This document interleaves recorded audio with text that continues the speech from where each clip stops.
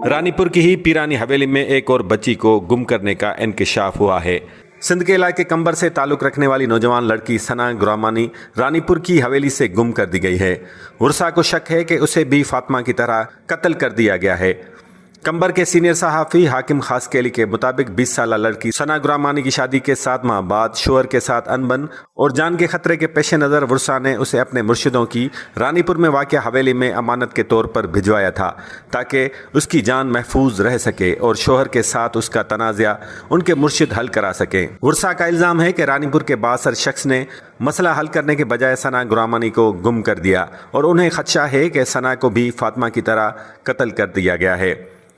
ثنا گرامانی کی دادی نے میڈیا سے بات چیت کرتے ہوئے بتایا کہ جب وہ اپنی پوتی کو واپس لینے کے لیے رانی پور میں واقع حویلی گئی تو اسے ملزم اور اس کی بیوی نے غلیظ گالیاں دے کر واپس کر دیا۔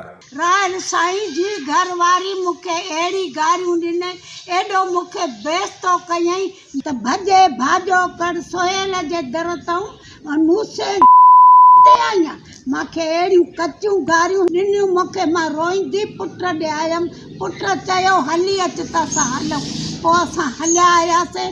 पोइ जे सॻा बंदी जेको माना घर वारी ॾिफेड़ विधो आहे कॾहिं बि फ़ैसिलो थियल आहे साईं दरगाह ते उन ते न बीठा आहिनि।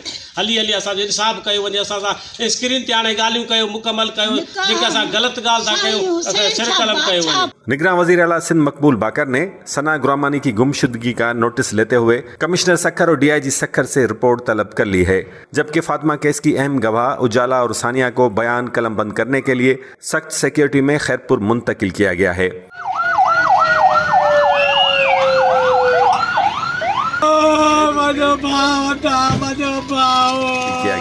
دوسری جانب سندھ کے شہر گھوٹکی میں آج پھر ایک دل دہلانے والے واقعے میں باپ بیٹے کو بے دردی سے قتل کر دیا گیا۔ گھوٹکی کے علاقے شاہ فیصل غلہ منڈی میں دن دہاڑے قبائلی جھگڑے کے نتیجے میں اقبال گھوٹو اور اس کے بیٹے علی گل گھوٹو کو فائرنگ کر کے قتل کر دیا گیا۔ بتایا جاتا ہے کہ یہ واقعہ گھوٹا اور بھیری برادری کے درمیان جھگڑے کا نتیجہ ہے۔ واقعے کے بعد پی ٹی آئی رہنما میر افتخار لوند ورثاء کے ساتھ ہمدردی کے لیے ہسپتال پہنچے۔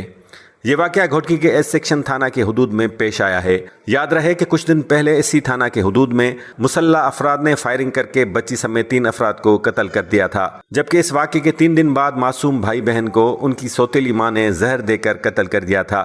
اتنے دل خراش واقعات اور امن امان کی سنگین صورتحال کے باوجود نہ ایس ایس پی گھوٹکی نے کوئی ایکشن لیا، نہ ہی مذکورہ تھانہ کے S H O Ayub Dogar کو ہٹایا گیا۔ دوسری طرف سندھ کے دوسرے بڑے شہر حیدرآباد میں امن امان کی صورتحال سنگین ہو گئی ہے۔